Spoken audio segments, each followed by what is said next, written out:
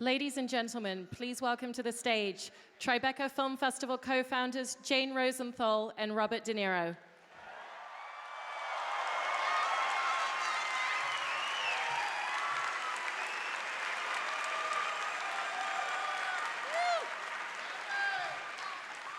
40 years, every day, for 40 fucking years. At least one of you has come up and said, what do you think? Are you talking to me? How many of you have already said it today? Let's get it out of our system right now, okay? All right, 1, 2, 3, everybody. Okay. There, and try not to laugh when you hear it in the movie now. For 40 years. And Taxi Driver is still vibrant, dangerous, and perfect as ever. So are you, Bob.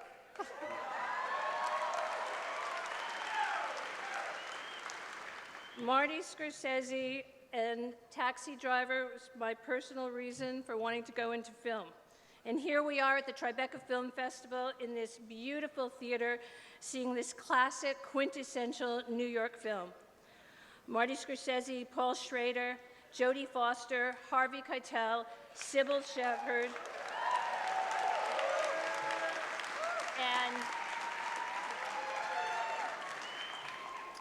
thanks to Sony for this meticulous restoration and to Infor for sponsoring tonight.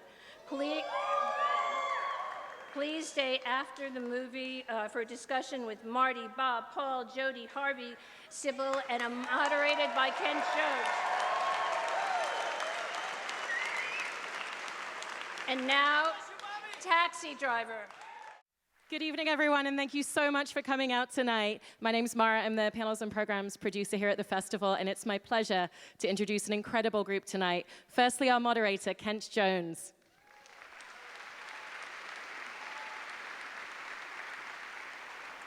Director Martin Scorsese.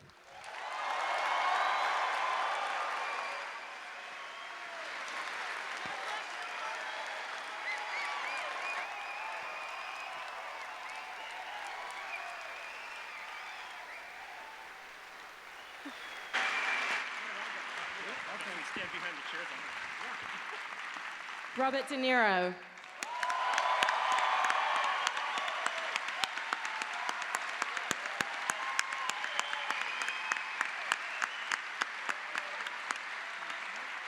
Jodie Foster.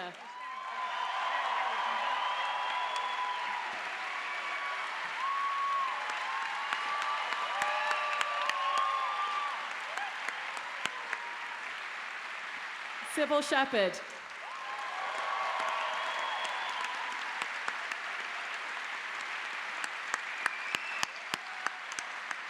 Paul Schrader.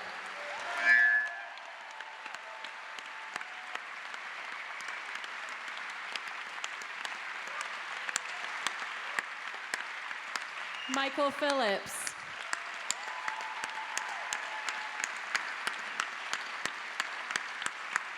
And Harvey Keitel.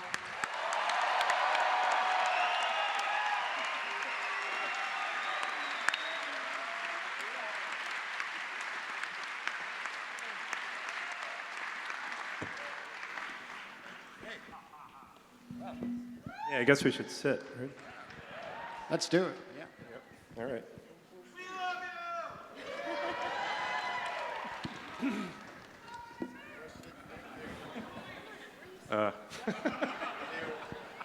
Take care of this crowd, huh? Order we were placed. Well, So, what's that? Yeah, we could do an audience participation evening if you want to. Yeah. The first time I ever saw this movie was on my first date with my high school girlfriend. I was 15. Anyway, the first of many times, and I have to say that it's as dangerous as it made New York look. It also made us want to come here because we thought if something that awesomely powerful can come out of this, we need to be there. and I know a lot of other people who felt the same, many people in the audience, I'm sure. I guess the best place to start is with the writer, Paul Schrader. And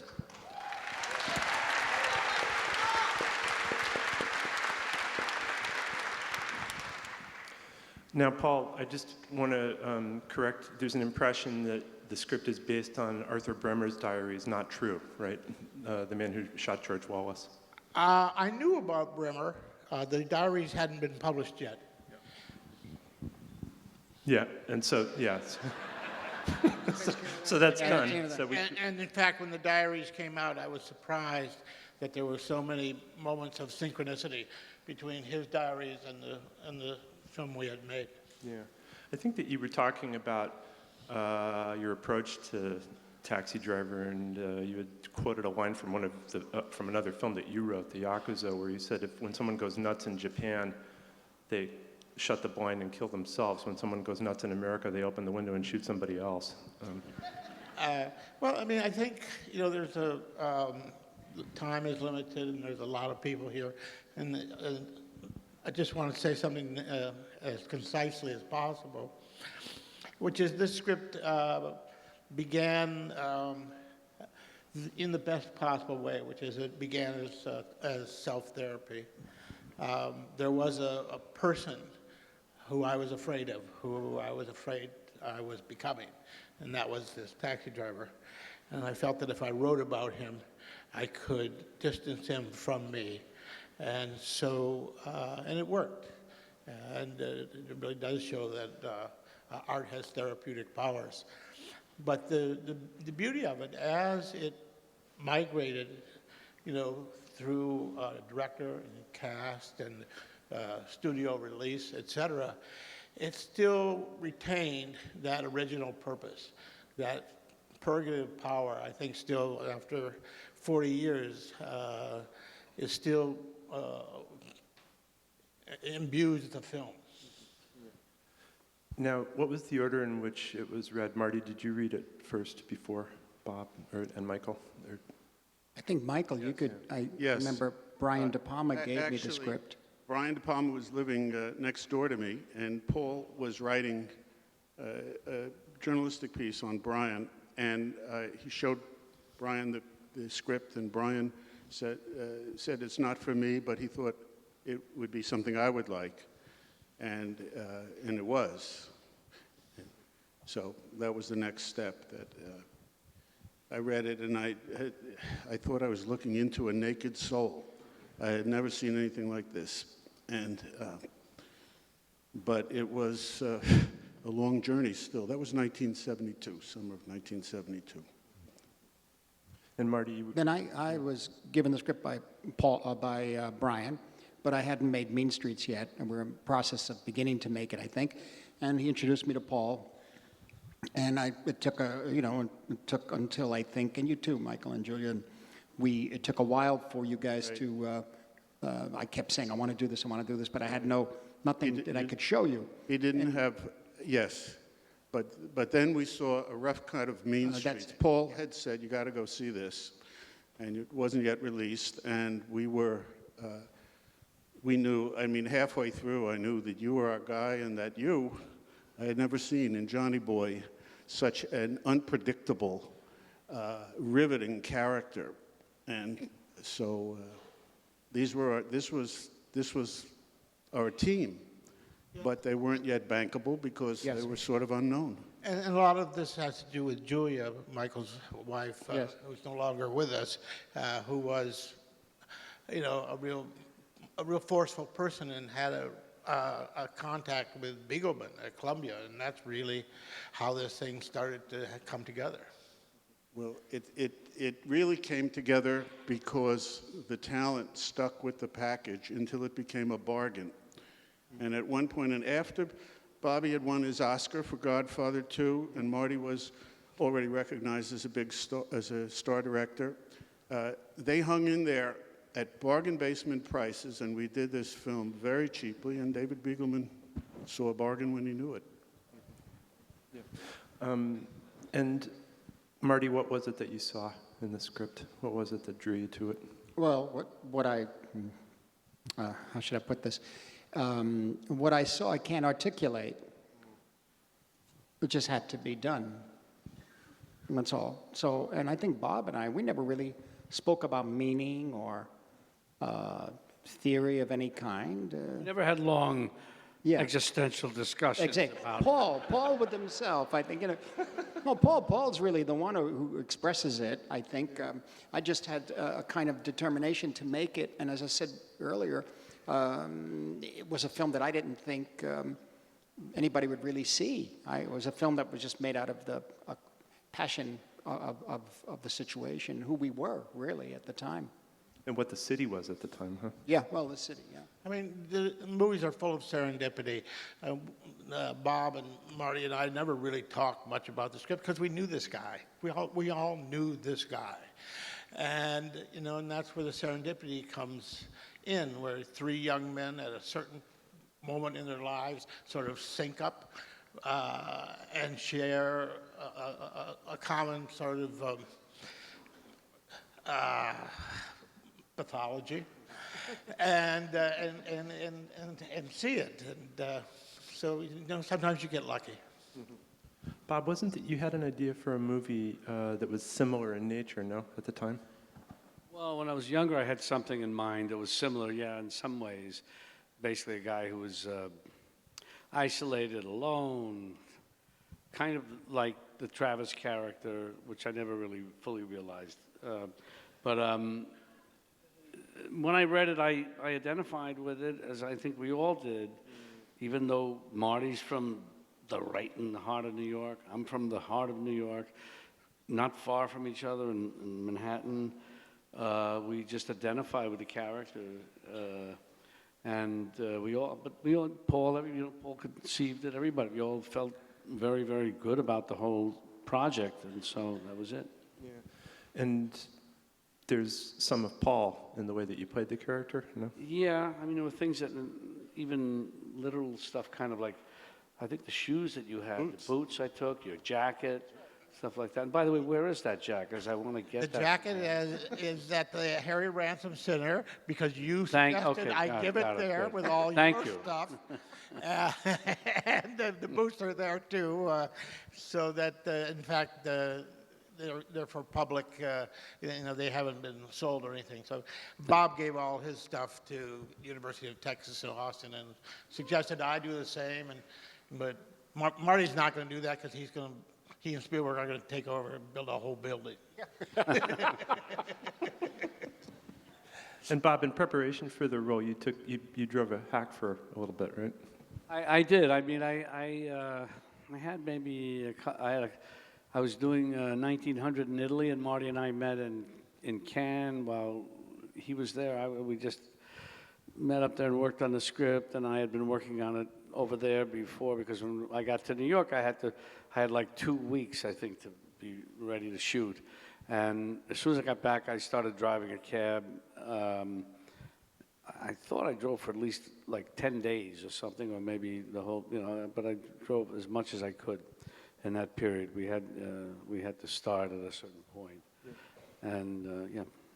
And is it true that somebody got into your cab and said, aren't you the guy that won the Oscar? Marty said, I don't know, I don't remember. Okay.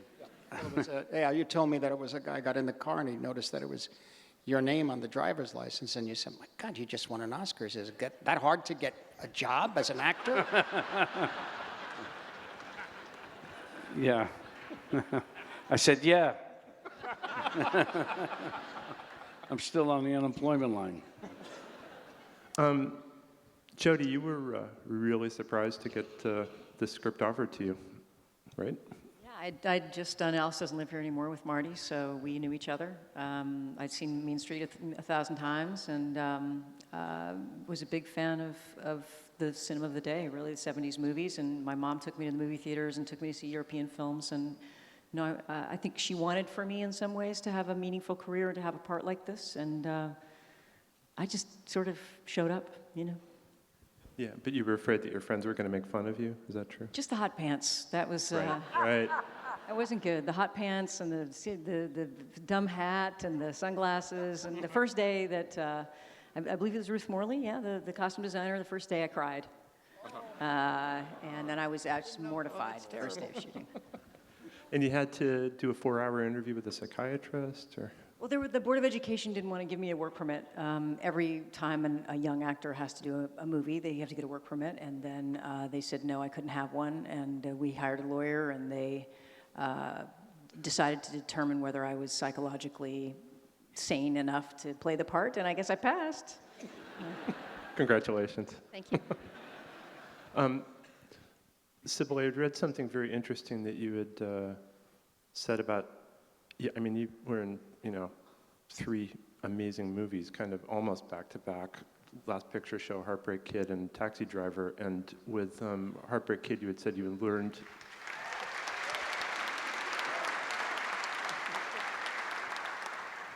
Working with Elaine May, you had learned about improvisation. Yeah, I didn't know what improvisation was. She said, okay, let's improvise. I went, what's that? But I did learn. I wanted to mention David Beagleman, Yeah. who did me a great favor, who said, you can't do Taxi Driver and this other film. And I said, no problem, Taxi Driver.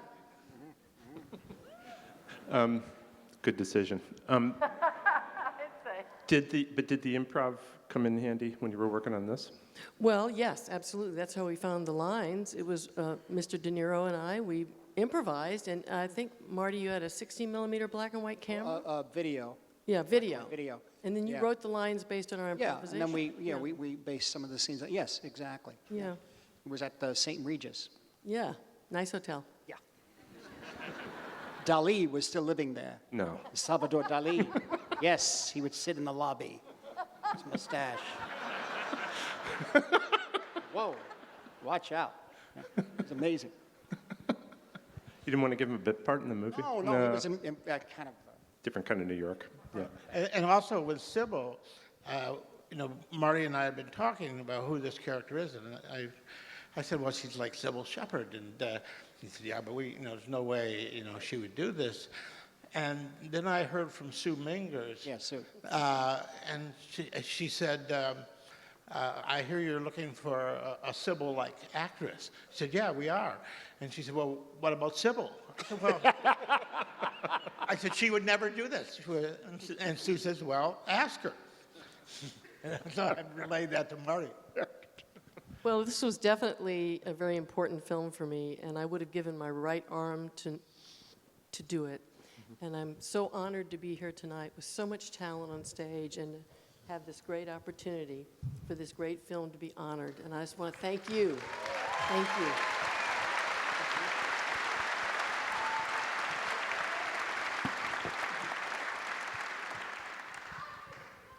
I love you too.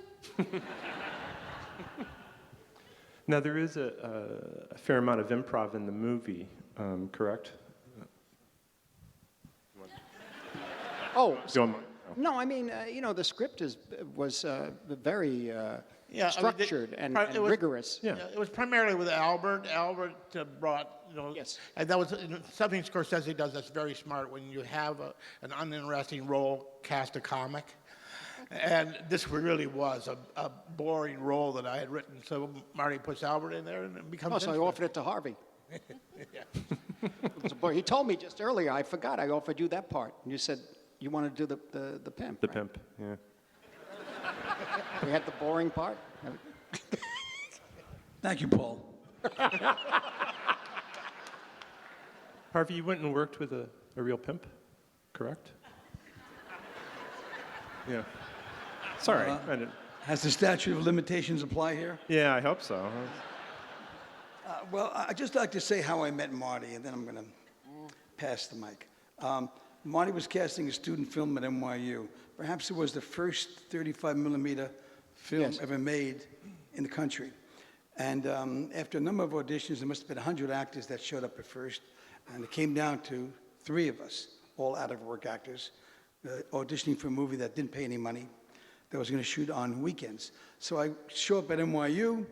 At nighttime, it's dark in there. I walk in, and some fella says to me, okay, walk down the hall. You see where that light's coming from the room? I said, yeah. He said, just walk in there and wait. So I figure I'm waiting my turn to audition, the last audition for the part There have been 3 auditions. So I walk into the room, lights on, and the whole school was dark. Just I walk in the room, there's a lamp, like in a police station, shining. I walk in, and there's a guy sitting behind the desk, and he goes, "Sit the fuck down." I said, "What?" He said, "Sit the fuck down." I said, "Excuse me, but who are you?" He said, "Just sit the fuck down." I said, "Go fuck yourself." He stands up. I stand up, and all of a sudden I hear a voice shouting from the back of this dark room, "Harvey, no, stop, wait, it's an improvisation."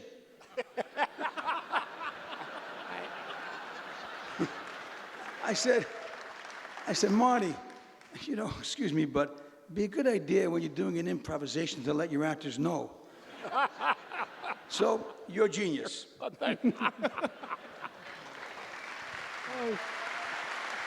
didn't know. What the hell? The Oh, pimp? the pimp story. You don't want to tell the pimp story? Come on. Actor Studio. Bill Mencken was the guy behind No, Bill Minkin was the guy in the room, yeah. Yes, who at one of Marty's birthday parties, Yeah. celebrating Marty's birthday, shoved his face into the cake. Yes. Remember that?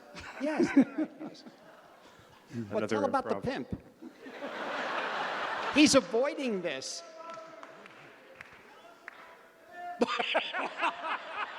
Read Caesar's will. Oh, ye gods! There's nothing to say much about. There's a lot to say, but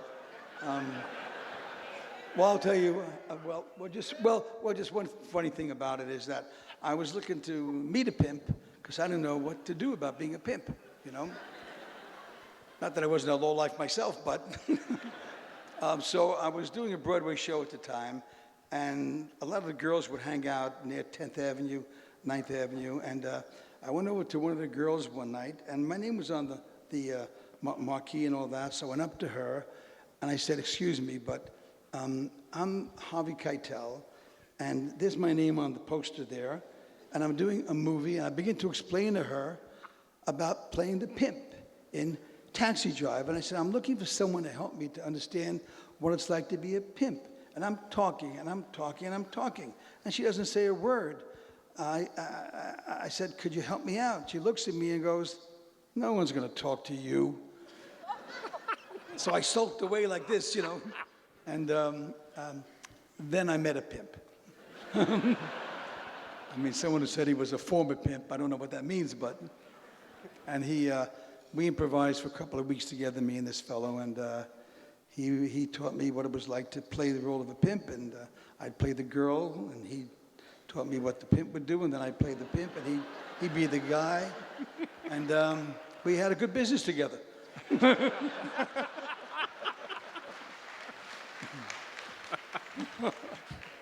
It went something like that. And then Marty wanted those scenes to be in the movie, so he put them in the movie. They weren't in the movie to begin with, the dance with Jodie and all that. So, okay, I've talked enough.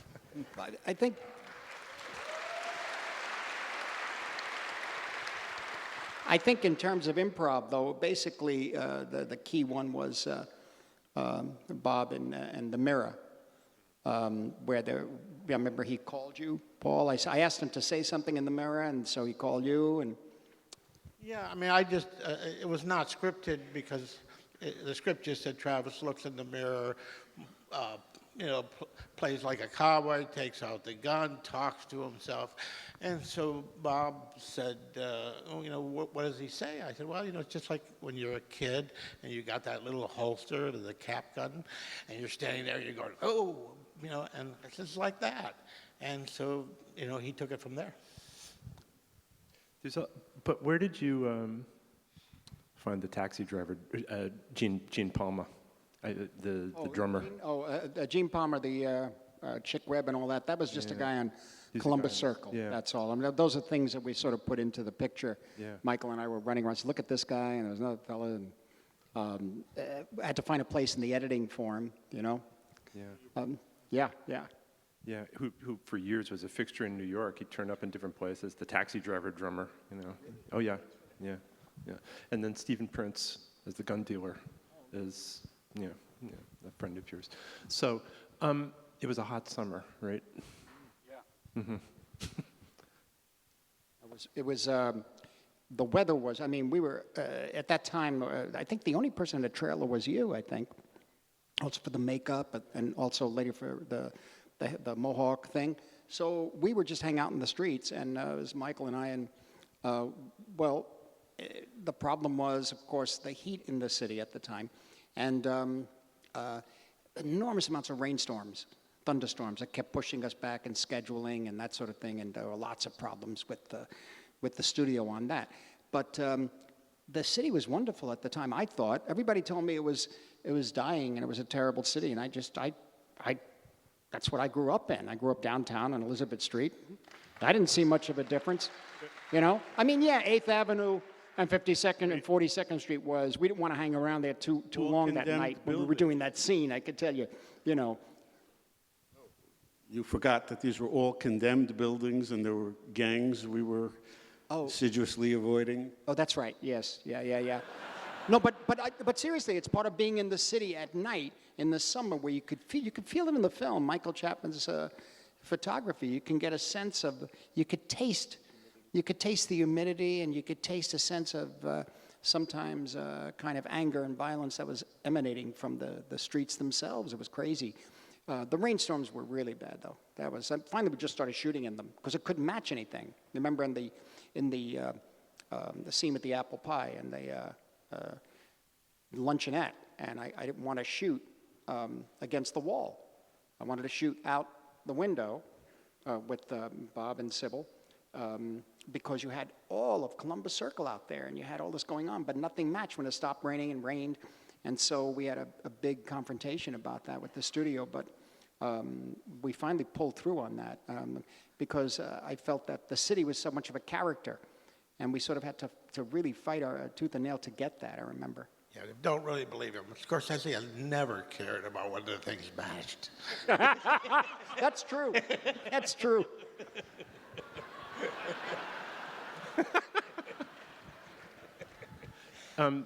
Marty, technically, can you just talk about how you got the overhead shot at the end? You put a hole in the ceiling, right? Well, we were in this condemned building, right? On 88th and Columbus. But that was down on 13th, right? Well, the exterior was down on 13th, and the hallway was in the 89th Street, Columbus. And Jodie's room was on Columbus Avenue, on 88th Street, I believe, right? 89th. And the building was somehow, if it was condemned, we're still in it. We were shooting a movie in there. I don't know what happened, but the next thing we started, I remember, Michael, because it was in the script that it was an overhead tracking. And I said, well, they said, how do you want to get it? I said, well, I guess we have to cut through the ceiling, which is what they did. And it took about 3 months, remember? And then when it came time to shoot it, the teacher, or what is it, like the child labor law person? Oh, did they cause you trouble? Well, they said you only have 20 minutes. Right. So sorry. And so we were talking to your mother. We were trying everything. No, please, no, please. I mean, 20 minutes we did. It's been like a year building up to it. But they said, no. I said, please. She went, just an extra shot, you know. But we got it, I think, in 2 takes. Yeah. Sometimes that's all it takes. That's all it takes, yeah. It was so funny. And you were kind of freaked out about the blood? Freaked out? Fake Oh, blood? no. It was fantastic. You loved it? I mean, I remember Okay. Dick Smith there with all those big, wonderful gallons of Caro syrup, you know, with things floating around in them. And all the guys would teach me what they were doing. And watching Bobby put on his headpiece, you know, the prosthetic mohawk. It was fascinating. And you know, people have always asked, and I'm sure has asked all of us, how frightening that scene was and how frightening it was to shoot. But honestly, it was kind of fun. I don't know. A lark. Bob, the Mohawk was it's a special forces thing, right? You got. That was a thing that Marty. Speaking about that whole shootout at the end, it's funny when you do those kind of terrible, gruesome scenes. Everybody kind of jokes, and I guess it made me think of people who are in those type of situations for real. Probably have no choice but to joke about it, and that's kind of what we were doing, as I remember, in that, you know, in that setting. Because it's just so gruesome that you make jokes about it, even though it wasn't real. It was real enough for us, and in any case. But the Mohawk was something that Marty and we were with a friend of his who was in special forces at that time, who would do halo, I guess, diving, into Cambodia or Laos or wherever. And he showed us a picture of he and his outfit, and they had, a couple of guys had Mohawks, or at least one or two of them did, as I remember. Yes. And we said, that's great, let's use that, let's try and do it. So then it was just how we could do it, because I was about to do The Last Tycoon after that, and my hair was all bushy and everything. So I remember Marty and I had to kind of resolve it, and we met at Gallagher's Steakhouse. I don't know if you remember that, Marty, Yeah. 52nd Street. We had a talk about how we're going to do this, and we decided to get Dick Smith to do a test, and Dick did a test, and it worked. Yeah. Yeah. We were very concerned about. I remember I was in the other room, and I had fallen asleep while he was working on your the headpiece, whatever it is, with the Mohawk. And I just dozed off for a moment, and then I felt a tap on my shoulder, and I opened my eyes, and you were there with this thing. And it was terrifying. It was like, whoa, does it work? I said, really scary, yeah. I want to just talk a little bit about Bernard Herrmann and his incredible score.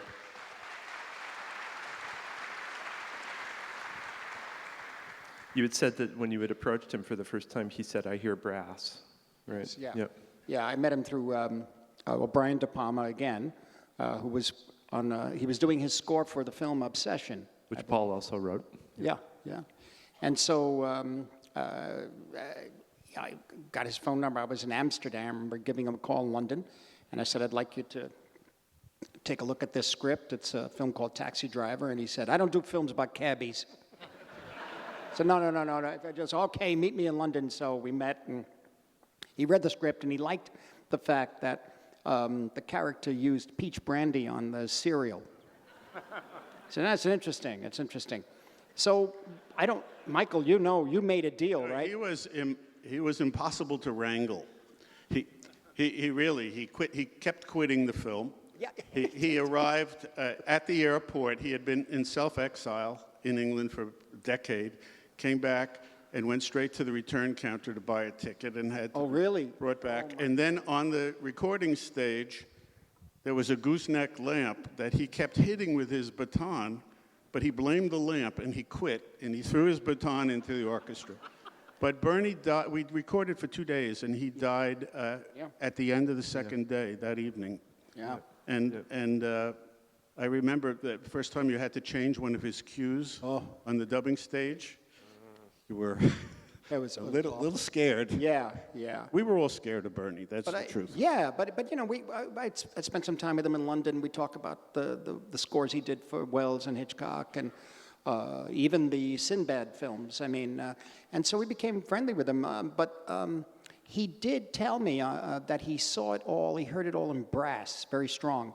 And the way I envisioned the film, and I had drawn all the pictures, as you remember, because we were under so much pressure, I had to draw everything, was I imagined it to Van Morrison T.B. Sheets, a kind of bluesy, creeping through the streets at night kind of thing.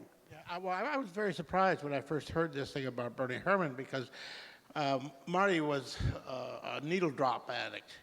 And all of Main Streets had all been needle drops. And I figured, well, that's what we'll do on Taxi Driver, we'll do all these needle drops. And then one day he says, what do you think of Bernard Herrmann?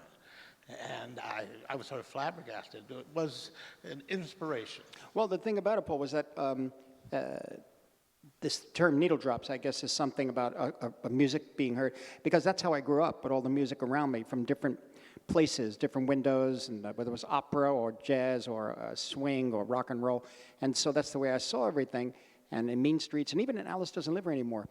But when Travis doesn't listen to anything, he doesn't listen to any music. And I said, well, then the only person who could do something that could express what he's suffering is Bernard Herrmann. And you told me a story that you wanted the Jackson Browne in there. There were two cues we were talking about. One was Jackson Browne, and the other was Mary White. And Bernard Herrmann says, the only person who does music in a Bernard Herrmann film is Bernard Herrmann. And you won the battle over Jackson Browne, but the Barry White, we ended up Harvey doing Bernard Herrmann's Barry White. Oh, that's right. Bernard Herrmann did that music. And you wrote the lyrics, is it? Keith, yeah. Wow. Oh, and Keith Addis, too. Yeah. Wow. I didn't remember, yes. No, the Jackson Browne, yeah, the Late for the Sky, yeah. And that's an interesting story about the last moment at the end of the movie with the sting. Yeah, when Travis looks in the mirror in the cab and he looks back, he thinks he sees something. I said, I was there with Bernard Herrmann and the orchestra, and I said, I just need some kind of a sound there. And he said, you mean a sting? A sting? And I said, yeah, I guess that's what I mean. And so he said, okay. And he got the xylophone player, and they hit the xylophone a number of times. And he played it back. And I said, it's still, I mean, that's right. I said, but it needs something special. He said, play it backwards. And walked out. And that's the last time it was the last time I saw him. Yeah. So you guys had serious doubts about whether people were going to want to go see this movie, right? I mean, you knew that you wanted to make the movie, but... Well, as I said, for me, I was almost like, and for Bob, too, he's working with Kazan, he's working with Bertolucci, he's working, Francis Coppola. So, like, this was just something we had to do, and then we move on with our lives. And, that was the idea. And Paul was starting to direct soon. You were doing Blue Collar with Harvey. You were about to do that, And Richard Pryor, Hardcore, all these pictures. So everybody said, yeah, okay, let's get this done, for God's sakes. Come on, we got to do it. And I couldn't believe it. I was saying earlier that you called me the day it opened. You said, take a look at the line around the corner at Cinema One, or I made the Coronet Theater. Yeah. Yeah, well, it was one of those things. I had been up late the night before. It was those times. And I had overslept, and I was at the Sherry, and so I couldn't get a cab. I ran all the way across town to the Baronet, and I got there, and there was a huge line outside of the theaters, the one theater, first show, and I thought, oh my God, there's been something's gone wrong, and they've closed the theater. And I went up to the woman. I said, what happened? What happened?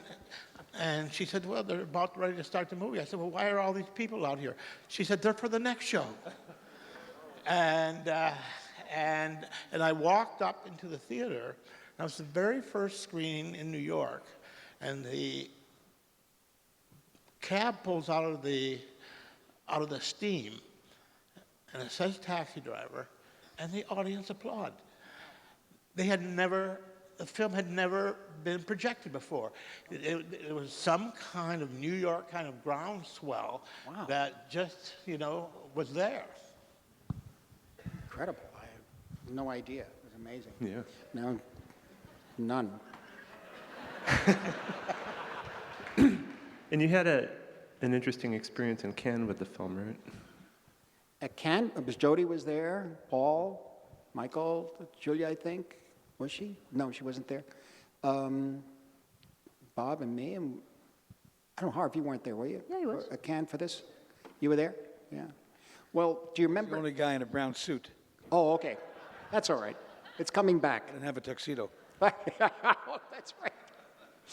But the jury was Costa Gavras and Sergio Leone And Tennessee Williams was the president. Well, Tennessee Williams was the president of the jury.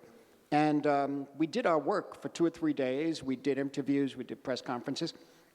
And then an article came out. They had a thing there, I don't know if they still do, but probably on the internet now. But there's kind of a little booklet or a kind of a flyer that goes out each day about the latest gossip and stuff about the festival.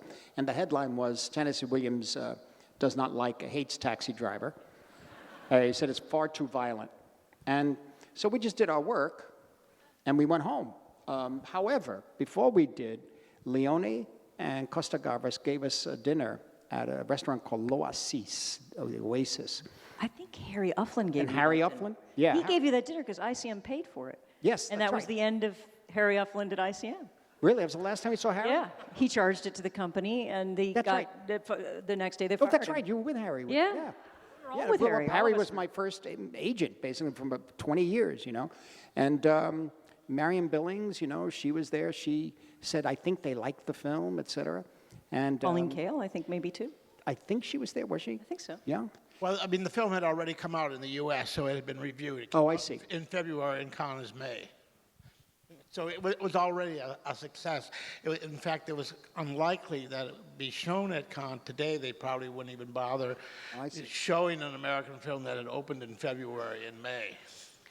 But at the dinner, nobody talked about, I don't recall them, Costa and Sergio talking about, oh, you know, we're going to make sure this film wins something or whatever. And we were just talking about cinema. We were talking about their films and about Once Upon a Time in the West and that sort of thing. And that was it. We went home. And I think, Michael, you stayed? Yeah, you went home, and then we, to our surprise, found out we won. And so I went to accept the award. And to my shock, when they announced that Taxi Driver won, half the audience cheered, half the audience booed. Oh my gosh.